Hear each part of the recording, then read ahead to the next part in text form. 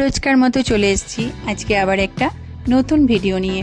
তো আজকের ভিডিওটা বানাতে চলেছি একদম শুকনো ঘরোয়া উপকরণ দিয়ে মিষ্টির রেসিপি। আর এই মিষ্টিটা বানিয়ে নিয়েছি আমি মাত্র 2টো আম দিয়ে। তো চলো সেই ভিডিওটাই আজ তোমাদের সাথে শেয়ার করব। ভিডিওটা স্কিপ না করে পুরোটা দেখার অনুরোধ রইল। তো hello everyone, welcome back to my channel Mithun Mampi ব্লগে তোমাদের সকলকে ওয়েলকাম। কেমন আছো তোমরা সবাই? আশা করছি তোমরা সবাই ভালো আছো।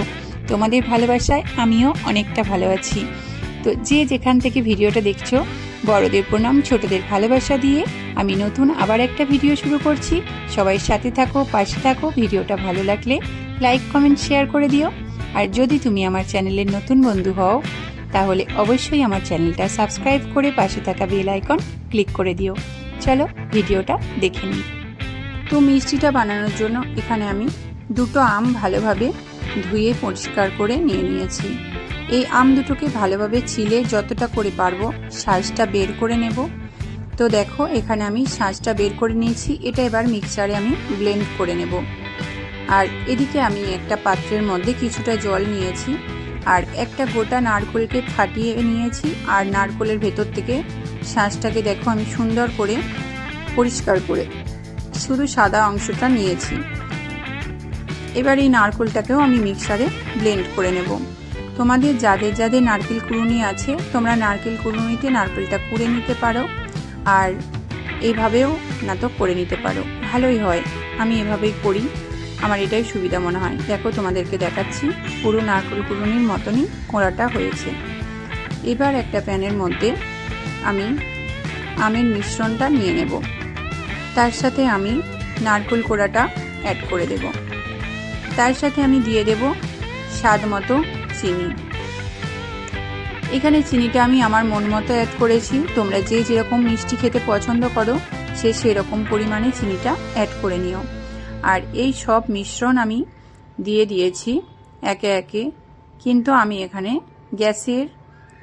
গ্যাসটা কিন্তু আমি এখানে জ্বালাইনি। সব কিছু আমি ভালোভাবে মিশিয়ে তারপরে আমি গ্যাসটা জ্বালাবো। তো দেখো আমার এটা ভালোভাবে মেশানো হয়ে গেছে। কিছুক্ষণ ধরে নাড়াচাড়া করে এইভাবে মিশিয়ে নিতে হবে। তো দেখো ভালোভাবে এটা মেশানো আমার হয়ে গেছে। এবার এই মিশ্রণটার মধ্যে আমি 2 থেকে 3 হাতা মতো দুধ অ্যাড করব। অবশ্যই দুধটা যেন ঠান্ডা হয়, গরম দুধ অ্যাড করবে না, যেহেতু আম আছে দুধটা কেটে যাওয়ার সম্ভাবনা থাকে। তো এখানে একদম ঠান্ডা দুধ অ্যাড করে দেবে। ঠান্ডা দুধটা অ্যাড করে দেওয়ার পরেও আমি আরও কিছুক্ষণ সময় নিয়ে ভালোভাবে নাড়াচাড়া করে নেব। যখন সব কটা উপকরণ ভালোভাবে মেশানো হয়ে যাবে তখন আমি গ্যাসটা জ্বালিয়ে দেব। গ্যাসটা জ্বালিয়ে দিয়ে আমি এই মিশ্রণটাকে ফোটাতে দেব। তো দেখো গ্যাসটা আমি জ্বালিয়ে দিয়েছি, গ্যাসের মধ্যে মিশ্রণটা ফোটাতে দিয়েছি। গ্যাসটা হাই করে যদি তোমরা দাও তাহলে অনর্গল এখানে দাঁড়িয়ে কন্টিনিউ নাড়তে হবে।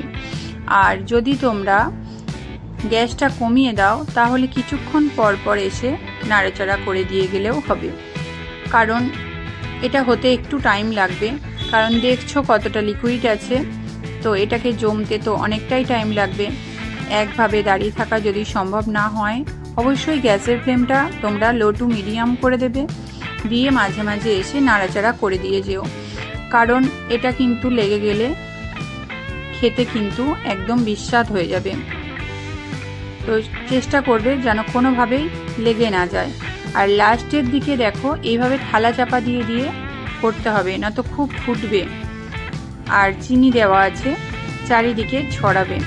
তো দেখো আমার ব্যাটারটা পুরো রেডি হয়ে গেছে। আর একদম দেখো গায়ে লাগা লাগা হয়ে আসছে। একদম খুব সুন্দরভাবে এটা জমাট বেঁধে গেছে। তো এটা এবার আমি একটা থালার মধ্যে তুলে নেব। তোমরা দেখেই বুঝতে পারছো এটা কত সুন্দর দেখতে লাগছে। আর এই রকম পজিশনে তোমরা এটাকে নামিয়ে নেবে। এর থেকে আর বেশি টাইট করবে না, তাহলে আবার শক্ত হয়ে যাবে। মিষ্টিটা সফট যে ভাবটা সেটা চলে যাবে। তো দেখো হাতে আমি একটু ঘি নিয়েছি, গোটা হাতটা ভালোভাবে ঘিটা মাখিয়ে নিয়ে গরম গরম এটাকে মানে মিষ্টির আকারে শেপ দিয়ে নিতে হবে। তোমরা যে যেরকম টাইপের শেপ দেওয়ার দরকার আছে দিয়ে নিতে পারো। আমি এরকম গোল গোল করেই শেপ দিয়েছি।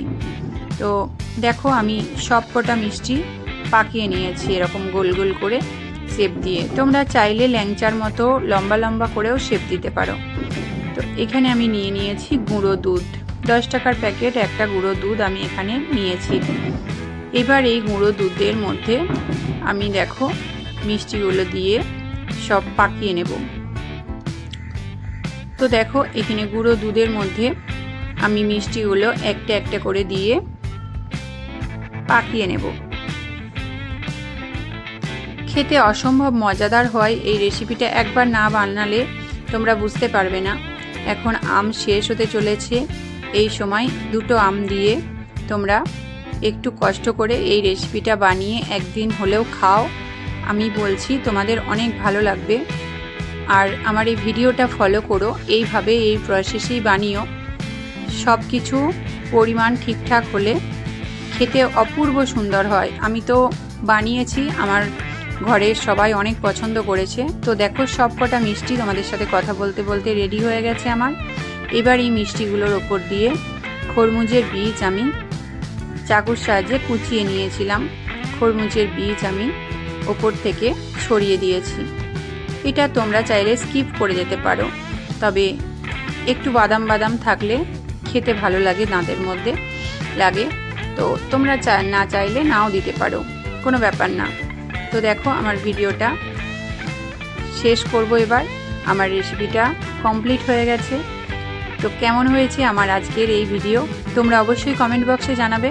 আর ভিডিওটা ভালো লাগলে একটা লাইক কমেন্ট শেয়ার করে দিও। আর যদি তুমি আমার চ্যানেলের নতুন বন্ধু হও অবশ্যই চ্যানেলটা সাবস্ক্রাইব করে আমার পাশে থেকো। তো আজকের মতো ভিডিওটা আমি এখানেই শেষ করছি। পরের দিন দেখা হবে আবার কোনো নতুন ভিডিওর মাধ্যমে। ততক্ষণের জন্য সবাই ভালো থেকো, সুস্থ থেকো, সবাই সবার পাশে থেকো আর সবাইকে ভালো রেখো। তো আজকের মতো এখানেই টাটা।